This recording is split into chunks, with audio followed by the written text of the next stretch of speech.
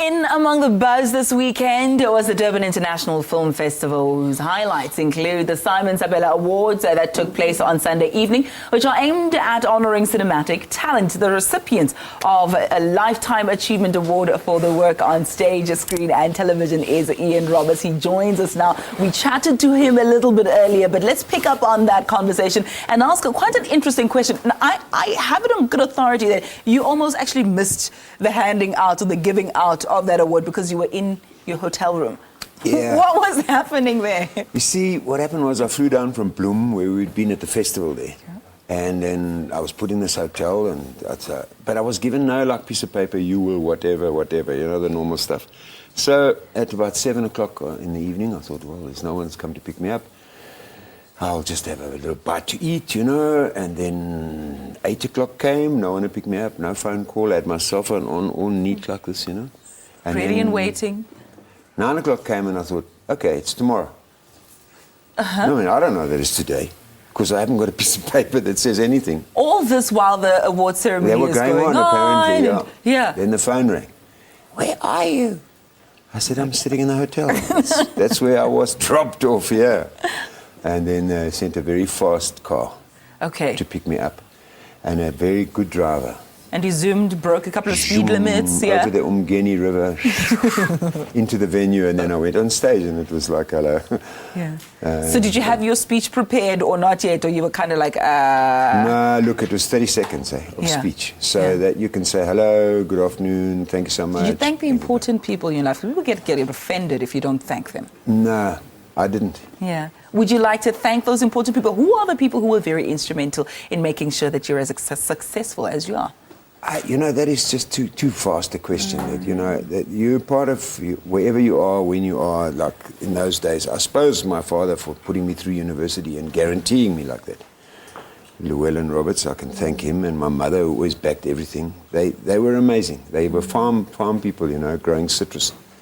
And yet they always turned up to check what was going down, you know, which is sometimes embarrassing for a young actor.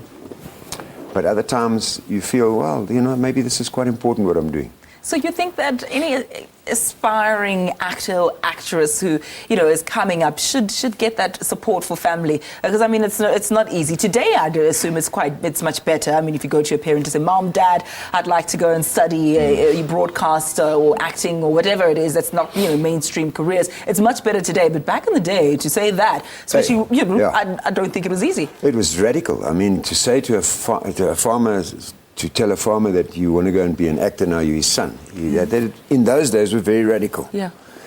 But, you know, I think that, as we were saying earlier, you know, you have an awareness that you might have some talent. Look, in my first year at university, there were 58 people first year.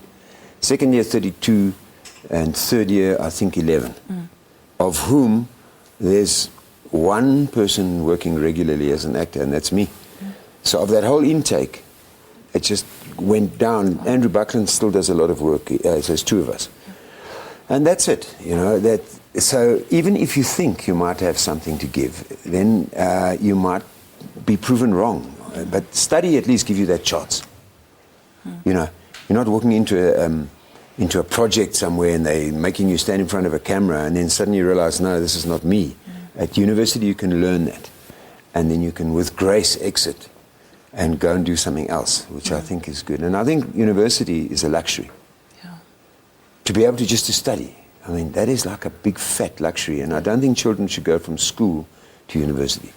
I think they should definitely go and learn about the world of work and traffic and being nice to people, even if you don't want to be, because you're selling clothes or whatever. All these things I did. Yeah. You need to realize that university is a fat luxury. And then you'll work hard. And perhaps, lastly, what's that one project that you look back on? Because this award was for your whole body of work. But what's that one project when you look back on and you remember it fondly and you think, that was my moment?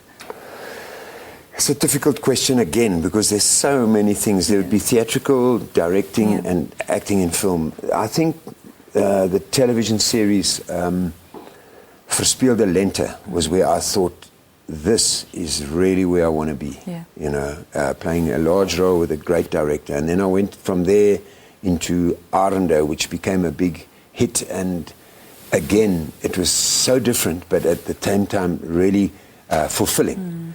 And on theatre, on stage, there's many, but the greatest was a play that we did called Metamorphosis, written by Franz Kafka and organized by Stephen Berkoff. We did that, and it was also. So those are moments, great moments. Well, great enough to get you this Lifetime Achievement Award. Congratulations to you once again. Thank you. Thank you, ever so Ayanda. much for joining us. Okay. Well, let's leave it there.